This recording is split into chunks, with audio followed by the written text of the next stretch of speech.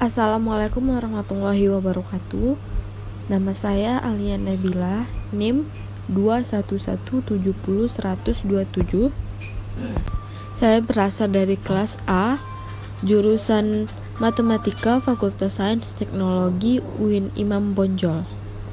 Di sini saya akan menjelaskan tentang masa peradaban Arab, Mesir, Persia, India, pra-Islam. Langsung saja, pada masa peradaban Arab pra-Islam, hal ini merujuk pada keadaan Jazirah Arab sebelumnya tersebar Islam. Jazirah ini dihuni oleh bangsa Arab, salah satu dari rumpun bangsa Semit. Peradaban bangsa Arab pra-Islam yang disebut periode Jahiliyah adalah bukti dari adanya sebuah kebudayaan Arab yang mendahului datangnya kebudayaan Islam. Periode tersebut menyaksikan puncak sebuah peradaban tersendiri di kawasan antara kedua imperium Bizantium dari Asia Kecil dan imperium Sasan dari Persia. Datangnya agama Islam membawa orientasi baru kepada kebudayaan Arab yang telah berkembang waktu itu. Beberapa cabang kesenian menjadi terlarang karena sebab-sebab keagamaan, seperti tari-tarian, musik. Seni rupa diperkenalkan dengan kaligrafi atau disebut dengan tulisan indah dan hiasan-hiasan pada tekstil, menyulam ataupun tenunan. Itu pun harus dengan motif yang tidak menggambarkan kehidupan manusia dan hewan dalam produk mereka. Bangsa Arab harus pula menerima perubahan mendasar. Dua macam kegemaran utama di masa jahiliyah, yaitu minuman arak dan menyerang perkampungan atau kafilah orang lain, sama sekali tidak mendapat tempat di dalam periode Islam. Selanjutnya, peradaban Mesir pra-Islam. Mesir dijajah oleh Romawi semenjak kekalahan Cleopatra di tangan Octavius pada tahun 31 sebelum Masehi. Penjajahan ini dilakukan oleh negara Romawi Barat pada zaman Kaisar Augustus. Yang dilakukan Romawi Barat dan kemudian Romawi Timur terhadap penduduk Mesir adalah Mesir berubah menjadi gudang cadangan konsumsi, mengirimkan berbagai keperluan makanan bagi kekaisaran Romawi.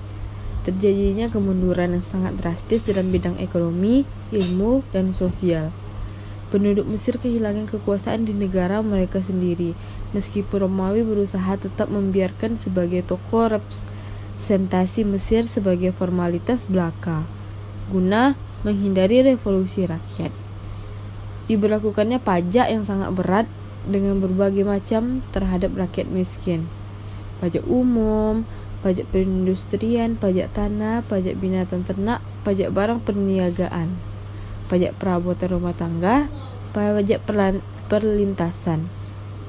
Berlaku bagi warga Mesir yang berpindah dari suatu tempat ke tempat yang lain. Bahkan pajak untuk orang mati pun ada, dan ini belum pernah terjadi sepanjang sejarah. Jasad orang yang wafat tidak boleh dikebumikan kecuali setelah dilunasi pajak tertentu. Selanjutnya, peradaban Persia. Situasi yang terjadi di kerajaan Persia sebelum Islam benar-benar merupakan tragedi peradaban dalam segala aspek, baik moral, sosial, maupun agama. Kondisi moral. Parahnya sampai-sampai Persia terjerumus ke dalam perangkap pernikahan sedara. Kisra menikah putrinya lalu membunuhnya, sementara Bahram Kobin menikahi saudarinya sendiri. Ada pula yang menikahi ibunya sendiri. Penyakit ini tidaklah lazim terjadi pada bangsa-bangsa lain di zaman itu, bahkan dipandang sangat menjijikkan. Masyarakat bangsa-bangsa lain ketika itu mengingkari perilaku bangsa Persia yang melakukan pernikahan sedara ini. Selanjutnya, kondisi sosial. Mereka meyakini bahwa di nadi para Kisra, raja-raja Persia, mengalir darah Tuhan. Mereka berada di atas manusia dan di atas undang-undang, sehingga rakyat pun menyembah mereka. Dalam kondisi politik, raja di Persia hanya berasal dari satu keluarga, yaitu keluarga Sasania. Selanjutnya, peradaban India pada masa pra-Islam. Ini merupakan peradaban yang terletak di sepanjang sungai Indus, di mana pusat kota Mohenjo-daro dan Harappa.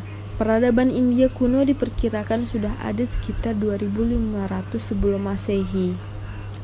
Dalam buku India kuno yang ditulis oleh Mariani pada tahun 2008, ia menulis, pada saat itu kota Mohenjo-daro berkembang menjadi kota seperti halnya Mesopotamia, Mesir kuno dan Yunani. Mohenjo-daro memiliki arti gundukan mati. Letaknya berada di provinsi Sindh, tempatnya di atas daerah Pleistocene, berada di tengah dataran Sungai Indus. Pada saat itu, dataran Sungai Indus merupakan kawasan menonjol dan terkemuka dari peradaban lembah Sungai Indus. Kepercayaan masyarakat Indus adalah memuja dewa. Pemujaan tersebut disertai juga dengan kegiatan ritual atau upacara keagamaan, pemujaan hewan, dan pemujaan terhadap pohon. Oke, cukup sekian yang dapat Alia sampaikan. Lebih dan kurang mohon maaf. Wassalamualaikum.